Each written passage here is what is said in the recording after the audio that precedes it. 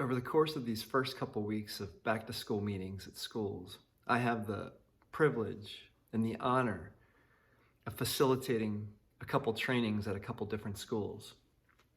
And as I was sitting in reflection this morning, there's really three areas of intentionality that I think would be valuable for all of us to focus on. Whatever it is that we do, wherever it is that we work, whoever it is that we work with. And it's first, I think, valuable to look at the default. The default for most of us is to make it, is to survive. That's the biological imperative that we've all got built into our DNA, is to make it and survive. And for humans, that means survive in a physical sense, and it means survive in a social sense. So especially when we're new to an environment, new to a community, we're gonna bump up against that biological, that sociological imperative of survival. And that's fine, it's built into us. But something else is possible.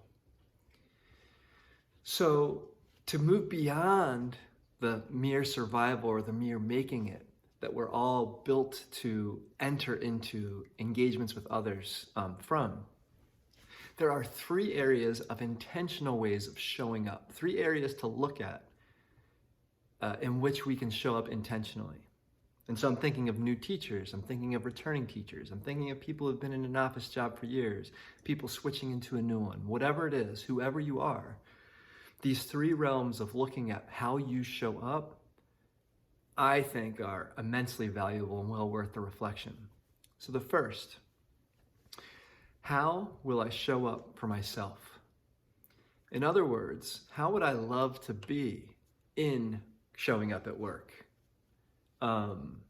Some words that come to mind for me are grounded, at peace, curious, aware, present, passionate, in love.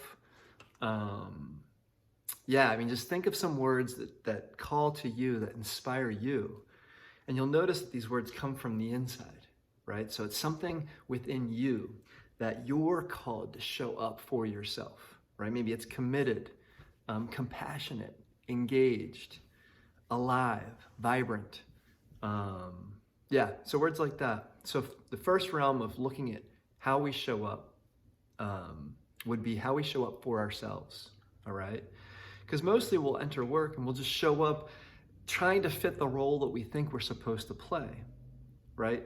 That society tells us we're supposed to play, or that our parents have told us that we're supposed to play, or our teachers at school, or our boss, right? Or the culture of the community, how we think we're supposed to show up. And so I think it's extremely powerful for us to consider first, how is it I would love to show up for myself? What is the kind of person I would love to intend to be? And then intend to be that. It's just so interesting how we just so go with the default, right? Without even pondering this question of, well, how would I love to be? And let me intend for that. The second realm to consider in terms of how we show up is how we show up for others.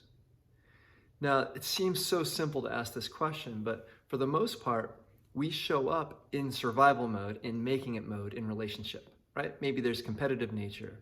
Maybe we come at it from a perspective that we're better than this person or that person, or I'm less than this person or that person, or I need to prove myself to be a certain way with these people. And all of that is fine. It really is. Most of us live life that way in our relationships.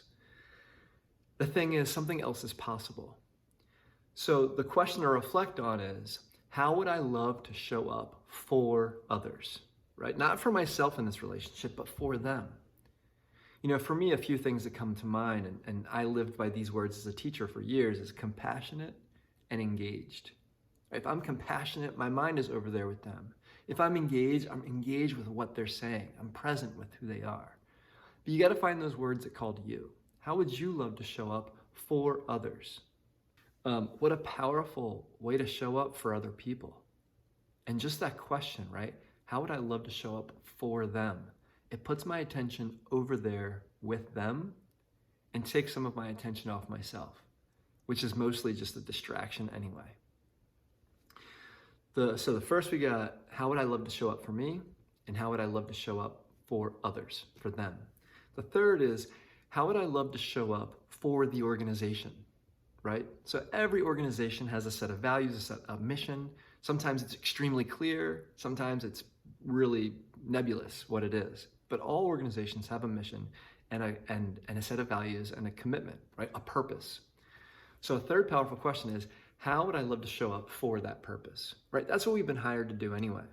So if we can consider though, all right, here's the purpose, here are the values. How would I love to show up for that?